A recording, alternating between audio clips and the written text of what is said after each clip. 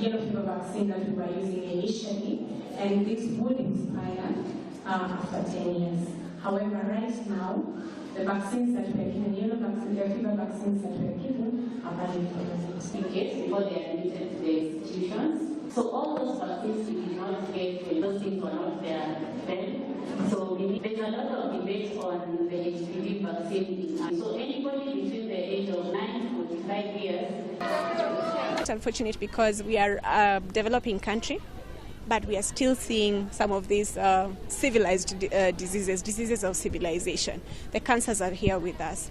High cholesterol levels, hypertension, diabetes. Some of these diseases have an increased pose an increased risk to some of the cancers. I'll give an example of high cholesterol levels. So if you have high cholesterol levels, you have an upsurge of what we call cortisol, a hormone called cortisol. And this hormone now triggers formation of a hormone that the breast responds to. Yeah, so the cells of the breast grow faster if you have a high level of cholesterol. So you can imagine you have high cholesterol levels and now your breast cells are growing faster. You're definitely going to develop breast cancer, or at least are at an increased risk of developing cancer. I'll also talk about cervical cancer. There is an upsurge, first of all, because we are now more aware, but secondly, because, again, lifestyle has changed. A few studies have been done in Kenya, but most of the studies that we borrow from have been done in the Western world. But we have seen an increase in hypercholesterolemia, what I was talking about initially, high cholesterol levels from highly processed foods. Yeah, so highly processed foods will pose a risk of developing high lipids, and with high lipids you develop some of these cancers like breast cancer and the like. High cholesterol level is not directly proportional to the amount of oil you use, and it's not also directly proportional to the kind of oil you use. However, solid fats have been seen to have higher levels of what we call low density lipids, which is what we call bad cholesterol. And we call it bad cholesterol because it goes to your vessels and it blocks your vessels. So you have reduced blood supply to the very important organs. Yeah. So the best oil to use probably should be liquid oil, what we call salad oils. But really, the amount and the type is not directly proportional to some of these hypercholesterolemia. Yeah. So the BMI is a ratio between your height and your weight.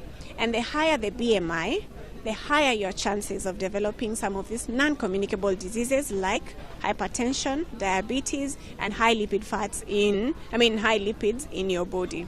So definitely, the bigger you are, the higher your risk of developing some of these non-communicable diseases. If your BMI, the normal is supposed to be between 19 to 25, yeah? So if your BMI is between 25 and 30, we say that you are overweight. If you're between 31 and above, then we say you're obese.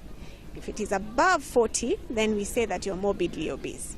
So we are seeing more diabetics in the class of obesity and morbidly obese.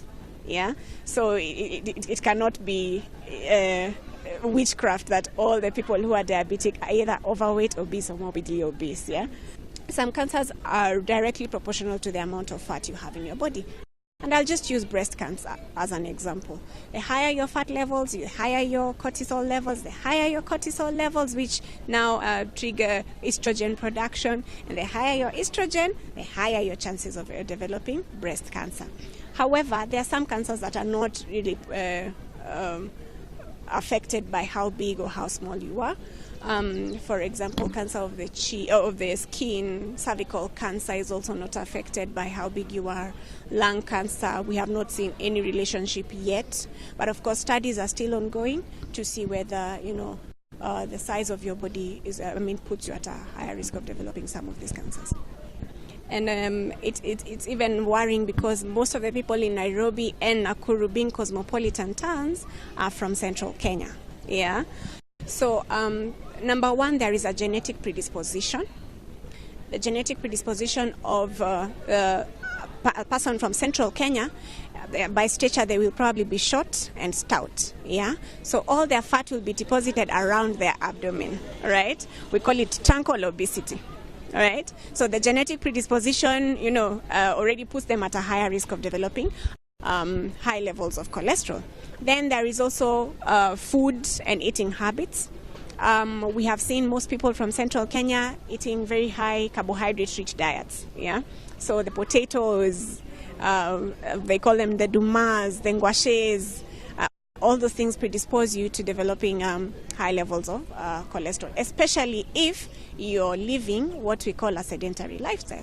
A sedentary lifestyle is where you do not work out, you do not partake in any exercises, and all the carbohydrates, if not broken down to energy, are stored as fat. Nakuru is coming in third. It's quite unfortunate because we are seeing a lot of hypertension cases, we are seeing a lot of diabetes cases, mostly because of the levels of cholesterol. We would want to blame it on the genetic predisposition, but also lifestyle, especially being a cosmopolitan town. You'll find people are busy. They do not, they're not involved in exercises.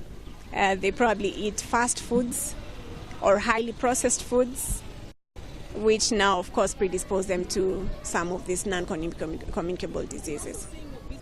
There is a rise in childhood diabetes right now, a very high increase. Well, initially we thought that childhood diabetes was what we call type 1 diabetes only, but now we are also seeing type 2 diabetes, which is now based on how big a person is, especially children between the ages of 9 and 16, because of high processed foods, fast foods, the KFCs of this world and the like. Yeah. So an ideal plate ideally should be occupied 50% by vitamins, and then a quarter, that is 25%, by a carbohydrate, and preferably a carbohydrate that has a low glycemic index, meaning those long potatoes, the ngwashes, the ndumas, are now very, very safe when it comes to this. Then, of course, a quarter of your plate, a protein. Yeah, preferably plant proteins, because plant proteins have been shown to have low fat levels, and some of these things that cause gout are on the lower side. Yeah, right.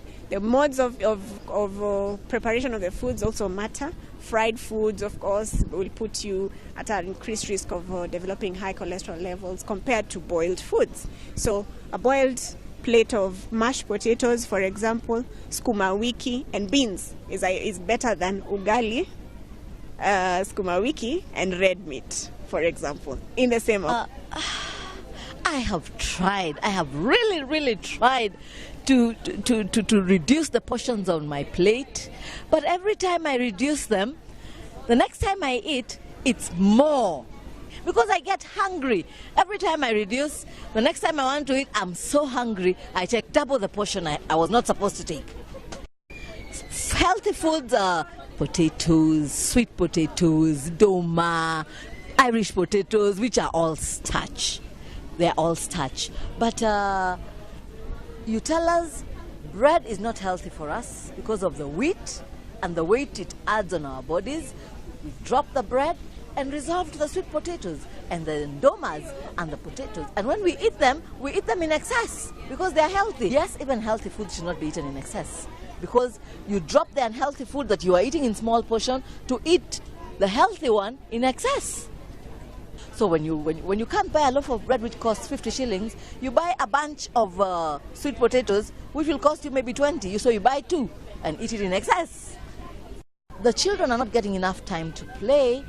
And the system of education that we are now getting into, which is the competency-based curriculum, is going to give them so much work that even when they eat, that food is used up in their energy. Our children are provided, just like I told you, food is readily available. So in schools, they provide packets of chips, they provide crisps, they provide sweets. During break, they give them soda, they give them juice. So obese comes in automatically.